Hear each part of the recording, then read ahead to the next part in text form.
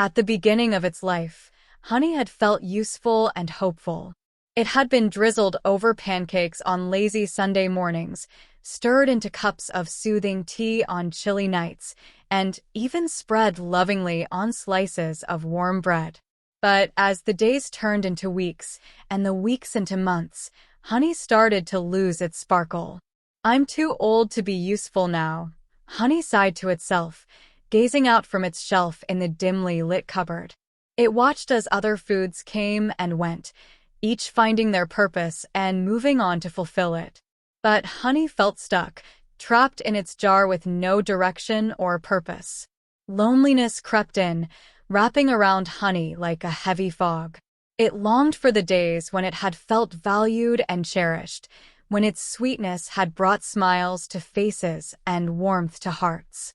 Now, it seemed as though nobody needed honey anymore. But what honey didn't realize was that it was surrounded by food that loved and valued it. The spices whispered tales of the magic they could create when paired with honey's sweetness, and the beans admired honey's ability to add depth and richness to their dishes. One day, a burst of excitement rippled through the cupboard as the cook prepared a feast fit for royalty. Honey watched with a mixture of envy and longing, wishing it could play a part in the grand meal. But who would want to use old, forgotten honey? To Honey's surprise, the cook reached for its jar, cradling it gently in her hands. "You may be old, my dear honey," she murmured, "but your sweetness is timeless." As honey was poured into a bowl and mixed with fragrant spices and exotic fruits, it felt a spark of hope ignite within its soul. Maybe it wasn't too late to be useful, after all. The dish that emerged from the kitchen was unlike anything the cupboard had ever seen. It was a symphony of flavors and aromas, with honey's sweetness weaving through each bite like a golden thread. As the cook presented the dish to the royal guests, Honey felt a swell of pride.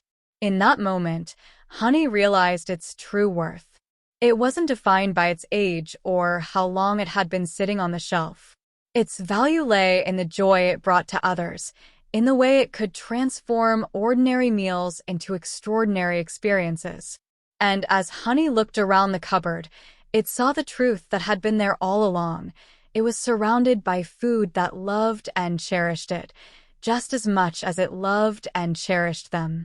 In the end, honey had found its purpose, not in grand feasts or royal banquets, but in the everyday moments shared with those who saw its true worth. From that day forward, Honey lived each moment with a newfound sense of purpose and gratitude.